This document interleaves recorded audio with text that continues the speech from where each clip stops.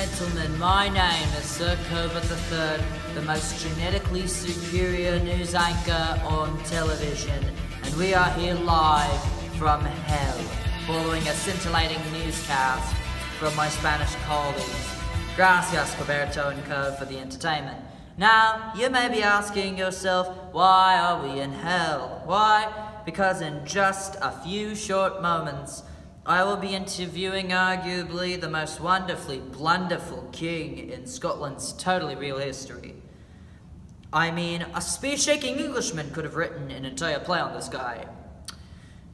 I mean, he stabbed his predecessor, set nameless men to eliminate his best friend, and was then ended by Macduff. Or so we thought. Because now, without further ado, all hail Macbeth.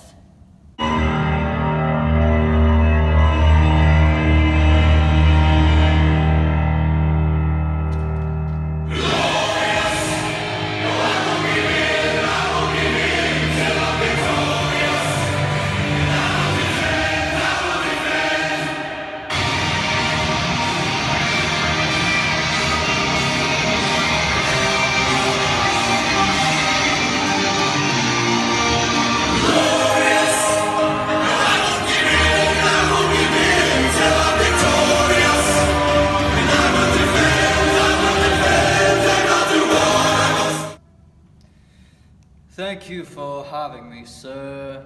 Of course, Your Honor, how have you been? It's clear you've been doing well from the way you look. You're absolutely right. It's taken some time to settle myself down here, but it's a nice place to live. And now things are going swimmingly. That's wonderful. So let's start this interview with the root of all of this mess, your visits with the Weird Sisters. Ah, yes, those three lovely women they are. Oh, so you're friends now? We actually own and live in a condo together down here now. Rent's expensive in hell, you know. We've even started a cult. Oh, really? Anything you can tell me about it? It's called Hell's Gate, and our motto, simply put, is fair is foul, and foul is fair. They had said that for a while, but then I heard them say it this once, and it struck a chord with me, and we just kind of went from there. That's something, I suppose, but, weren't you pretty wary of them at first? Yeah, but at the time I was still moral, or as my wife once said, too full of the milk of human kindness to catch the nearest way. I thought that they were just fiddling around with me, manipulating me to do evil, the works. Now I know that they were just looking out for what was in my best interest. So, what convinced you to believe that killing Duncan was in your best interest? It was my lovely wife, Lady Macbeth. We had a couple of spats. The woman even questioned my manhood, and she's seen my manhood many times. But after she told me to screw my courage to the sicking place, I realized that she was right, that I was too caught up in this honor and righteousness gobbledygook. I had to embrace the darker side of things in order to get what I so rightfully earned, and that was the crown of Scotland. Actually, now that you've mentioned her, let's talk about Lady Macbeth. Wasn't she the first to accept the ideology that you now incorporate into your cult? Yeah, I read this letter to her about what the Weird Sisters told me the first time the four of us ever met, and she immediately loved the whole King Hereafter thing. I guess she took it to mean kill Duncan, because she was up in my face about it. And at the time, I was still this honorable warrior dude, so that pissed me off, that my wife was trying to get me to kill a man that I had honored so much in my life, and he had honored me, so, yeah. Well, clearly you haven't got a lick of a sense of honor anymore. That's why I ended up here. So, what changed? I guess I need to capitalize on my ambition a little more, as Lady Macbeth had tried to get me to do. But you know the saying, you can lead a horse to water, but you can't make him drink? It was like that, wasn't it? Absolutely. And speaking of Lady Macbeth, what's she up to now? Well, she committed suicide shortly before Macbeth killed me, and we kind of ended up in different sides of hell. I mean, I miss her, but I have the Weird Sisters now, and 3 is better than 1, if you know what I mean. It's clear you know how to have fun. Yeah, well, after I gave up what I suppose was considered righteous, I really let myself go, both in and out of the bedroom. Anyways, moving on. So, when you killed Duncan, what was in your head going into it? Well, I had my doubts, because I mean, who the hell murders the king?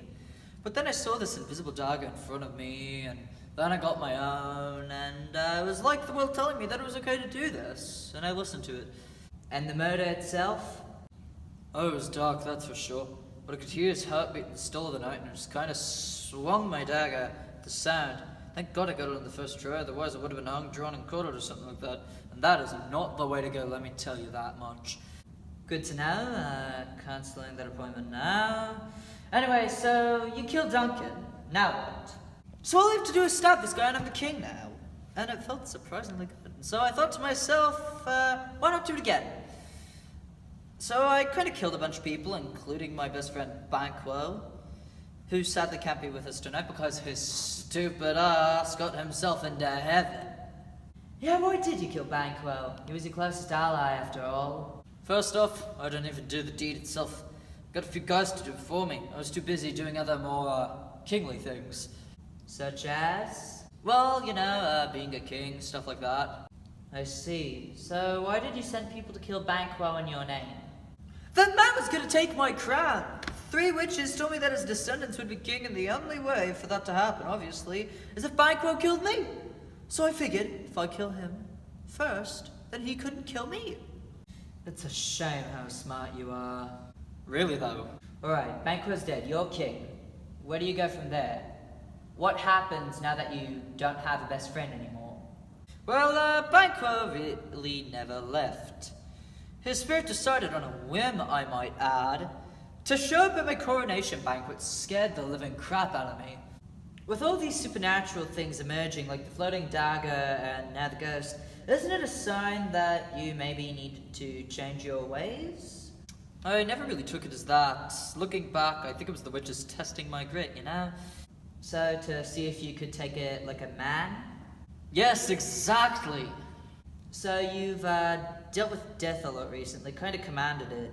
But as the saying goes, what goes around comes around. And death had you in his tight clutches. If I had died, I wouldn't be here, Servius the Third. Even when you're snarky, you have respect.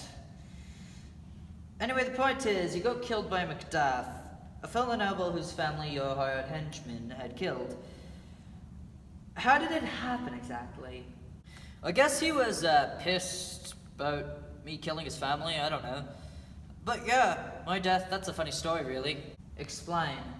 People have no idea how I died. I swear, I heard everything from falling off of the roof of a fast food joint and getting shot in the head by a member of the mafia, getting straight up shot by Macduff, and even being impaled by a barrage of arrows from a Japanese army. Crazy, isn't it? I believe the whole Japanese army thing, actually. I'm disappointed now. Anyway, what actually happened?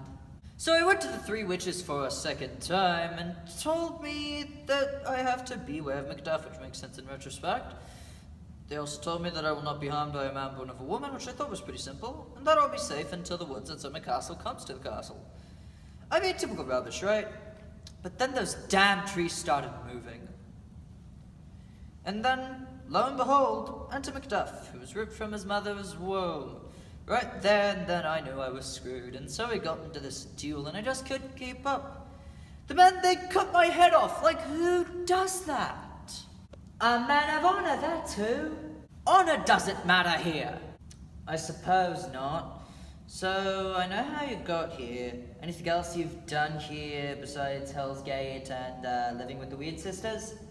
Yeah, I've had some interesting experiences with people here. I was just walking around and there was this crowd of like 15 people standing by this construction site. They said it was apparently a house being built for this orange guy. I think his name's like Trump or something. But yeah, they said he was moving in soon and they're all gung-ho about it. Like, boggles me to this day. The dawn of a new era, I suppose. Well, sadly we're out of time. Thank you so much, Macbeth, for the interview. It was a real pleasure. The pleasure was mine, sir. Well, ladies and gentlemen, have a fantastic night. I'm Sir Covert III, and this has been an interview with the former Scottish King, Macbeth. Stay tuned for a special documentary feature about troubled dancer Eric Kim entitled I Ate Too Much. Have a great night.